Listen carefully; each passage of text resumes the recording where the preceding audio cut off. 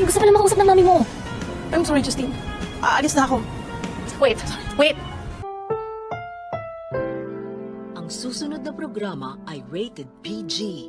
Ito ay nangangailangan ng patnubay at gabay ng magulang para sa mga batang manonood.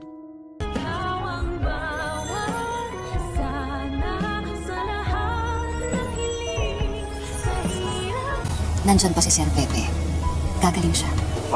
Talaga nga namang hindi magpapatalo itong si Harry kay Doc Lyndon at magbibigay din ng regalo dito sa kanyang sinisinta / kapatid na si Annalyn. Hindi nga lang natin alam kung matatalbugan niya ang binigay ni Doc Lyndon kay Annalyn na kwintas na Hugis Heart. Pero teka nga lang ha, masyado naman yatang delay magbigayan ng Christmas gift ang mga batang to. Samantalang bagong taon na at naghahanda na nga ang lahat sa piyesta at prosesyon ng Nazarenong Itim. Huwag niyo sabihin sa Valentine's Day niyo isa-celebrate ang bagong taon na hay nako naman direct masyado na yatang delay. At napansin ko lang itong message ni Harry kay Annalyn, parang kinuha pa sa kanta ng South Border. There's always a rainbow after the rain ba naman? Hay nako naman mga writers, mag-isip naman kayo ng bagong script. Pero gayon pa man ay mapapangiti pa rin ni Harry si Annalyn na nakasuot nga no pang Santa Claus na costume. Dahil kakatapos nga lang ng performance nila ni Justin. Sa kabilang banda, magtatagpo na naman ang landas nila Robert at Lynette dahil pareho nga silang umattend dun sa party ng mga bata. Nanghihinayang si Robert dahil hindi man lang daw nakita ng kanyang tatay Pepe ang kanyang mga apo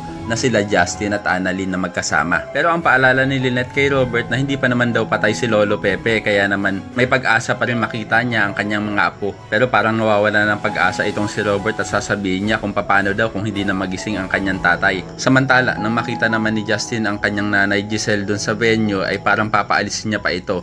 Pero mangingibabaw sa kanya ang kanyang pagkalambot ng puso at parang gusto niya na nga din makausap ang kanyang ina. Kaya naman ko isa ka rin sa mga nagnanais na sana ay tuluyan ng matupad ang wish nitong si Giselle sa Pasko na makasama niya na daw ang kanyang anak na si Justin. Ay pakilike ang video na ito and don't forget to subscribe. Thanks for watching and see you next time. Bye bye!